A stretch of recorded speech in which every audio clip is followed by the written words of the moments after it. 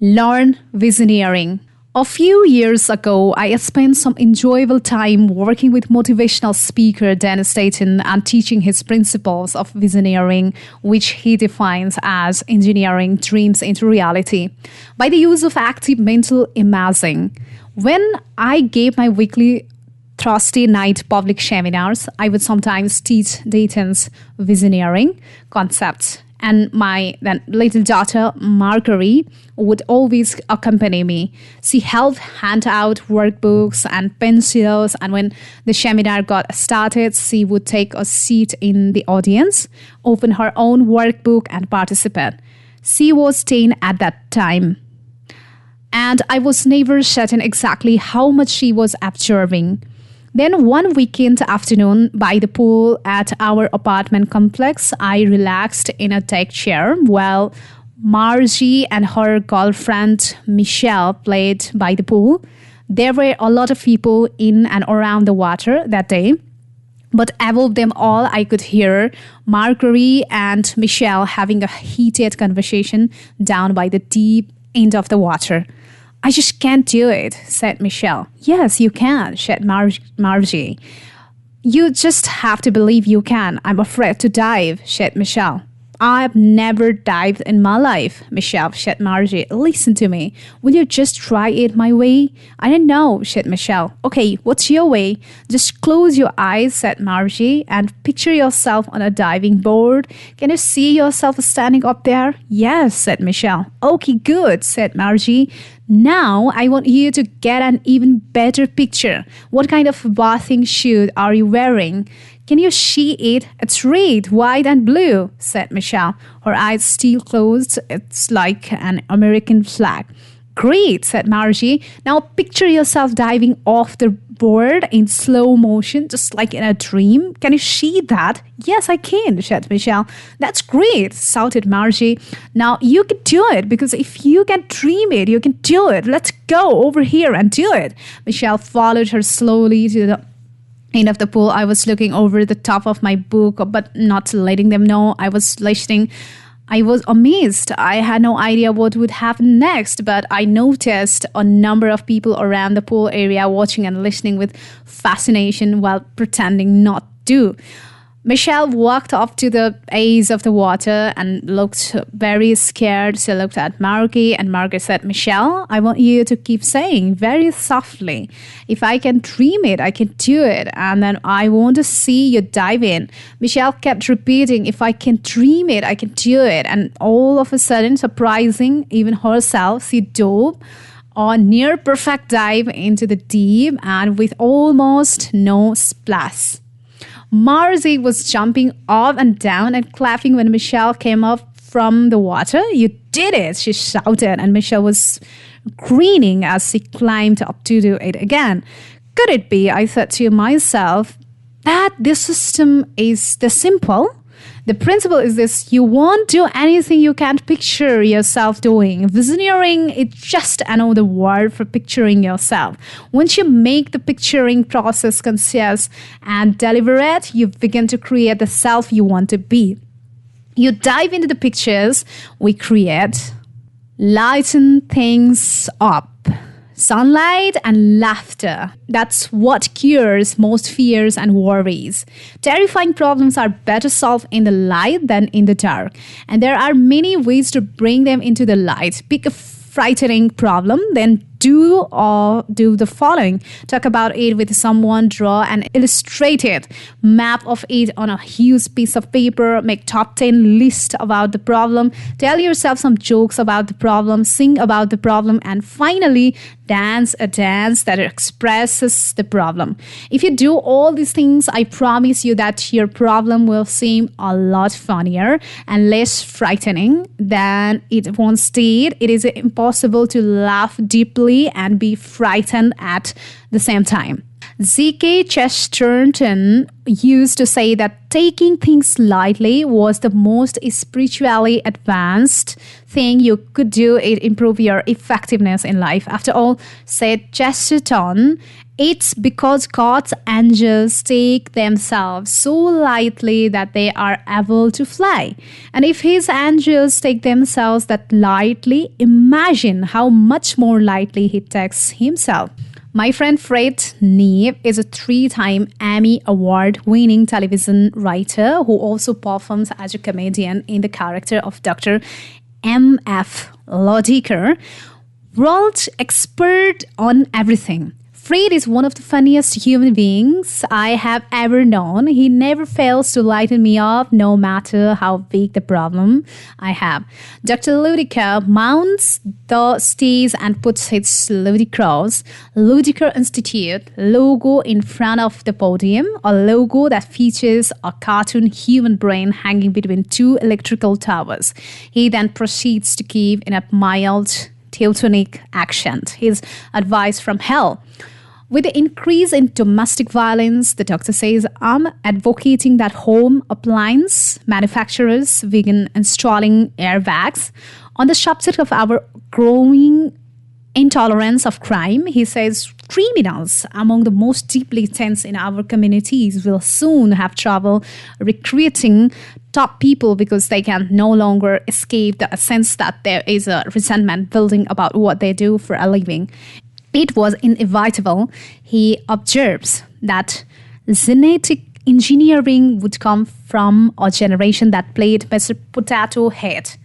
Knives editing of my writing also causes me to lighten up. While making helpful handwritten notes on the manuscript for this book, he recommended that I refer to the Lakota Shaman Lame Deer as Super Shaman Lame Deer. While going through my recovery from a frightening disease that featured at one point uncontrolled bleeding, he left me a comforting phone message that said, "Don't worry about the bleeding. It's normal for someone your age." Fresh shares my long-held belief that humor is the highest form of creativity, is the hardest to produce and the most enjoyable to receive. Humor, like all other creativity, is a matter of making unusual combinations. The more surprising the combination, the funnier the humor. Your own motivational level will always be lifted by humor. Anytime you are stuck, ask yourself to take things lightly. Ask yourself to come up with some funny solutions. Laughter will destroy all limits to your thinking. When you are laughing, you are open to anything. One good way to motivate yourself is by increasing the flow of money into your life. Most people are embarrassed to even think this way. They don't want to think and grow rich because they think they will be thought of as a selfish or greedy, or maybe they still believe in the truly discredited Marxist economic superstition that to make money, you have to take it away from somebody else, or else they don't want to come across as being obsessed with money. But do you know who is really obsessed with money? People who don't have any. They obsess about money all day long. It's in their family discussion, it's in their minds at night, and it becomes a distractive part of their relationship during the day. The best way not to be obsessed with money is to trust your game plan for earning your way to financial freedom. Our first duty, said George Bernard Shaw, is not to be poor.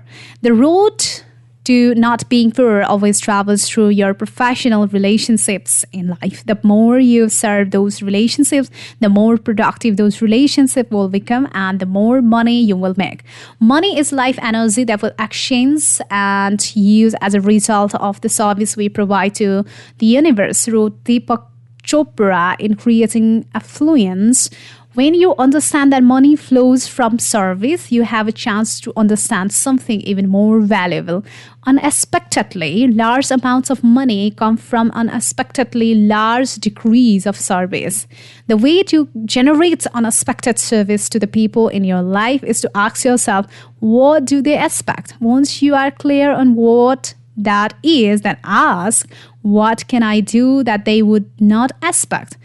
It's always the unexpected service that gets talked about, and it's always getting talked about that increases your professional value. As Napoleon Hill repeatedly pointed out, great wealth comes from the habit of going the extra mile, and it is always a smart business move to do a little more than you are paid for. It is almost impossible to enjoy a life of self-motivation when you are worried about money.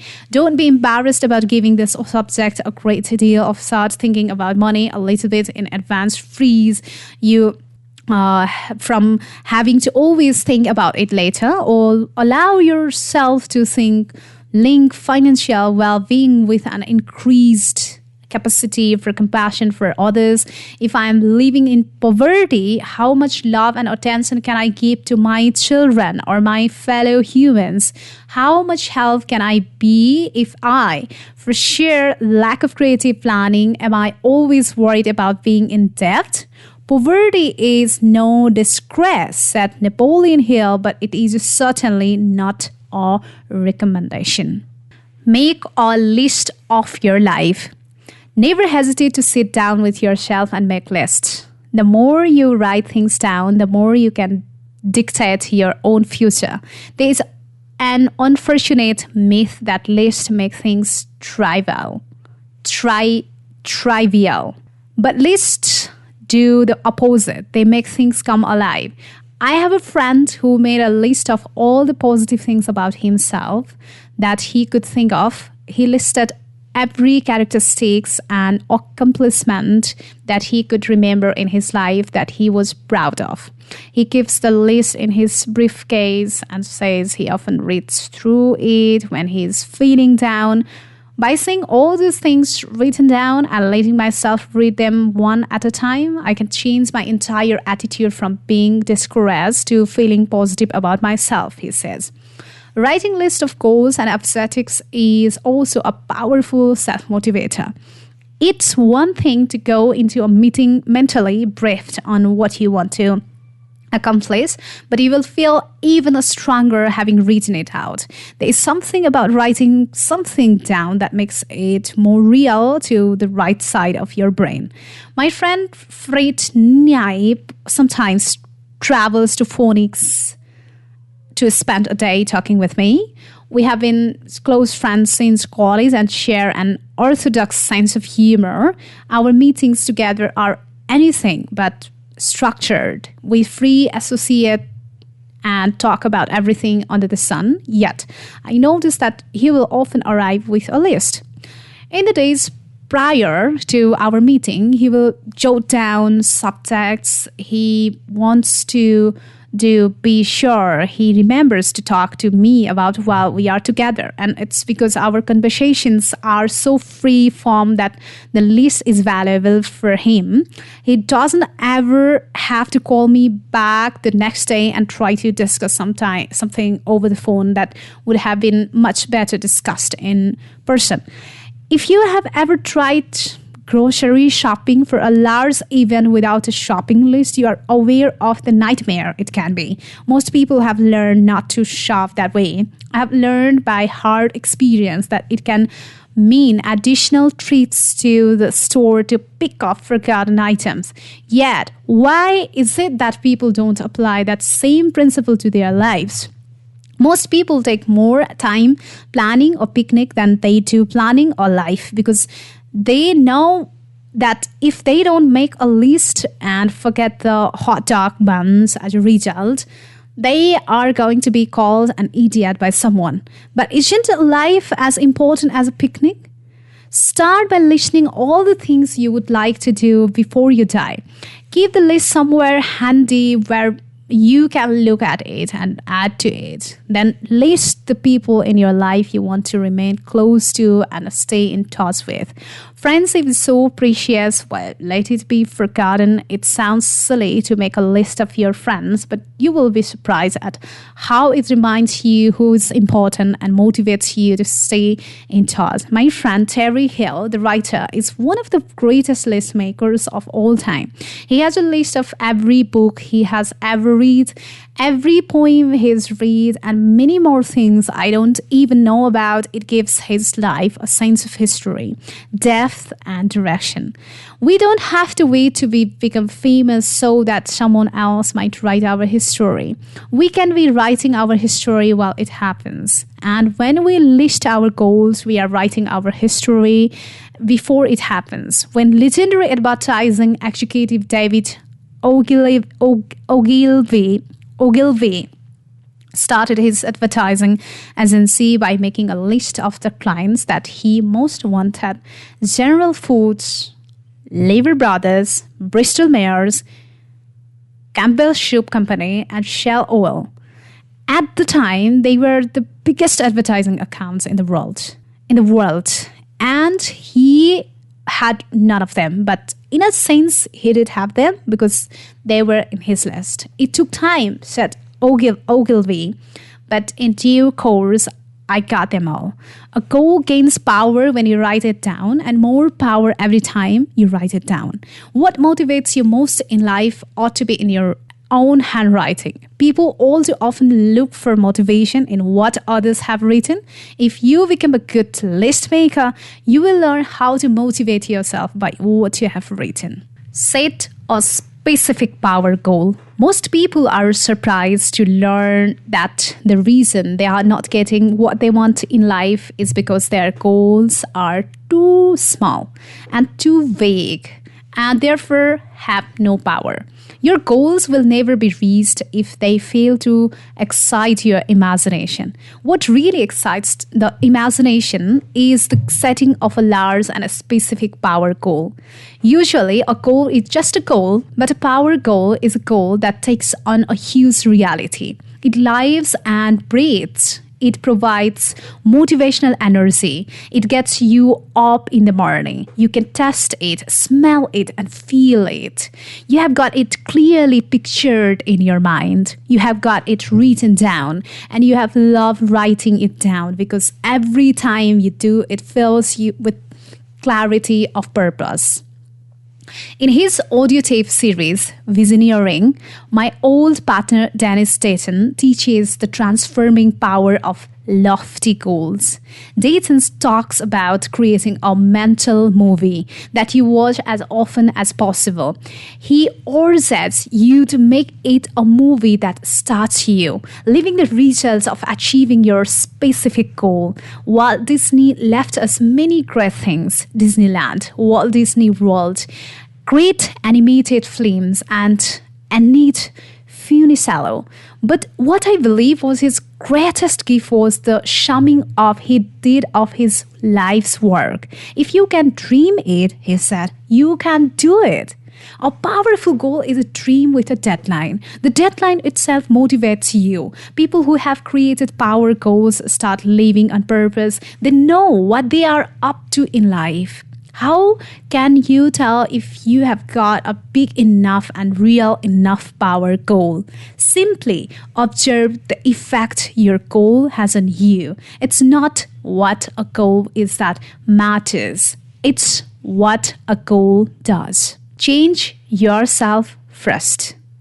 Don't change other people. It doesn't work. You will waste your life trying. Many of us spend all our time trying to change the people in our lives. We think we can change them in ways that will make them better, equipped to make us happy. This is especially true of our children. We talk to our children for hours about how we think they should change. But children don't learn from what we say, they learn from what we do.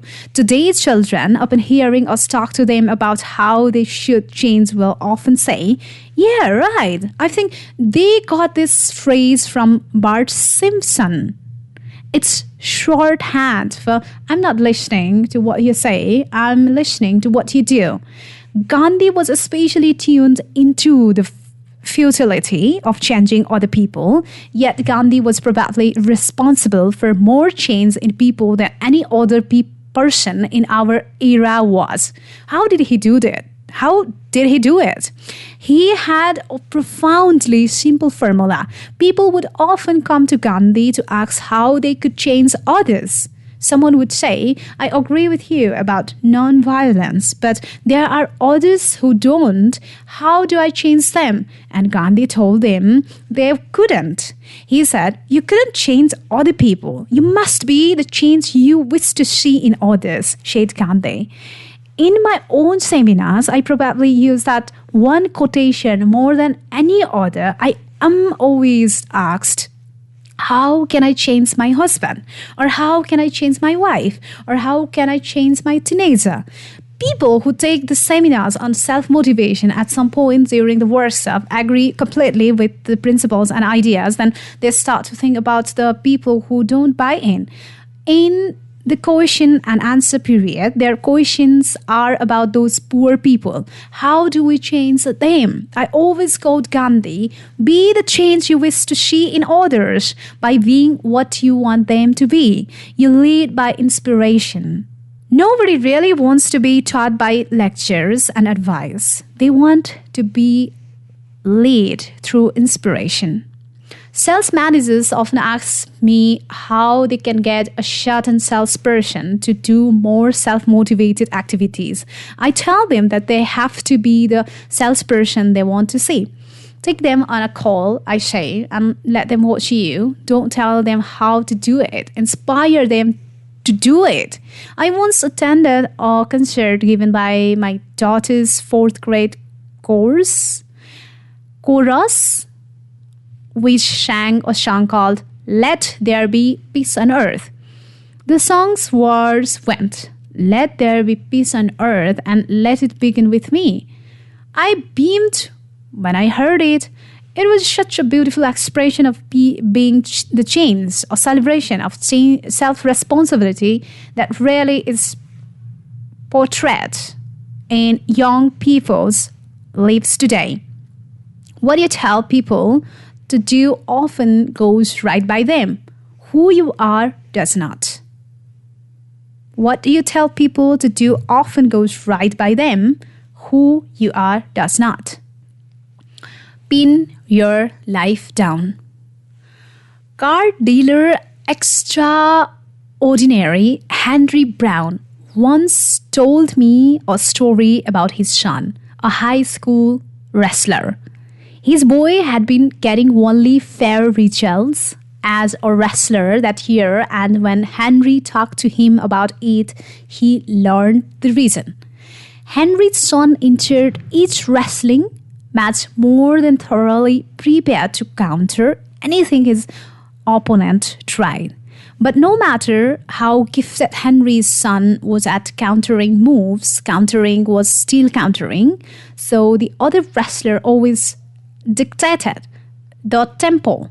Finally, Henry suggested to his son that he try entering a wrestling match with his own attack plan, a series of moves that he would initiate no matter what his opponent tried. The boy agreed, and the results were remarkable. He began winning match after match, pinning opponent after opponent. The young wrestler's goal had always been to win. He hadn't had a problem setting goals, but what had to be added was a plan of action. In sports, as in life, goals alone aren't always enough. As Nathaniel Branden says, a goal without an action plan is a daydream.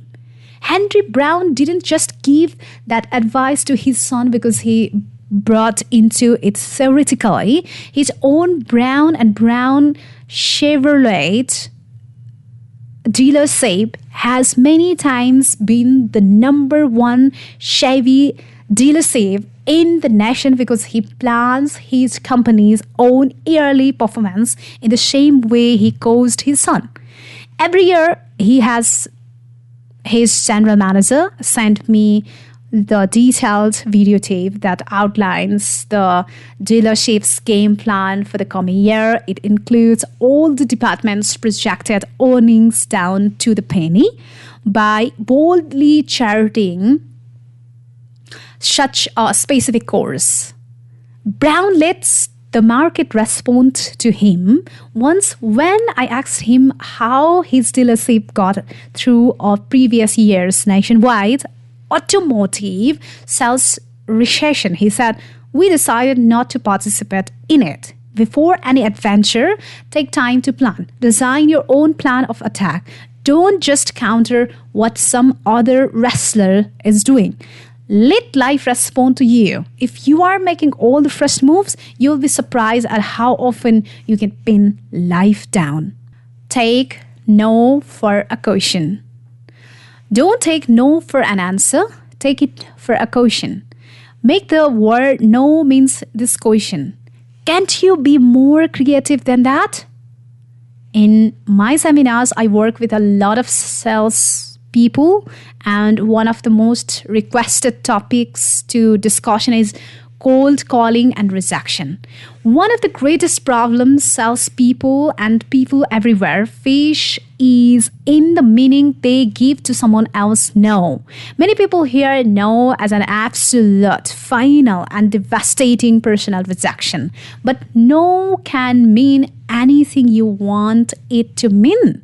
When I graduated from college with a degree in English, I was not overwhelmed with companies trying to hire me. Most people already speak English, so I decided to try to get a job as a sports writer at the daily evening paper in Tucson, Arizona, the Tucson Citizen. I had spent 4 years in the army and I hadn't done any sports writing since high school. When I applied for the job, I was told that my major problem was that I had never done any professional sports writing before. It was the typical situation of a company not being able to hire you because you haven't had experience. But how can you gain experience if no one will hire you? My first impulse was to take no to be their final answer. After all, that's what they said it was. But I finally decided to have no mean, can't you be more creative than that? So I went home to think and plot my next move.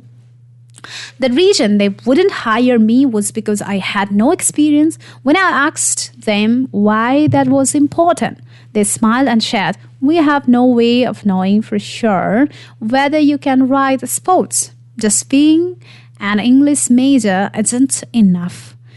Then it hit me. Their real problem wasn't my lack of experience. It was their lack of knowledge. They didn't know whether I could write well enough, so I set out to solve their problem for them. I began to write them letters. I knew they were interviewing 4 other people for the position and that they would decide within a month. Every day I wrote a letter to the sports editor, the late Regis McAuley, an award-winning writer in his own right who made his reputation in Cleveland before coming to Tucson. My letters were long and expressive. I made them as creative and clever as I could, commenting on the sports news of the day and letting them know how great I thought I was for their staff. After a month, Mr. McAuley called me and said that they had narrowed it down to 2 candidates and I was one of them. Would I come in for a final interview? I was so excited, I nearly swallowed the phone. When my interview was coming to an end, I was the second one in. McAuley had one last question for me. "Let me ask you something, Steve," he said. "If we hire you, will you promise that you will stop sending me those endless letters?" I said I would stop, and then he laughed and said, "Then you are hired. You can start Monday." McAuley later told me that the letters did the trick. First of all, they showed me that you could write, he said. And second of all, they proved to me that you wanted the position more than the other candidates did. When you ask for something in professional life and it is denied to you, imagine that the no you heard is really a question. Can't you be more creative than that? Never accept no at face value. Let rejection motivate you to get more creative.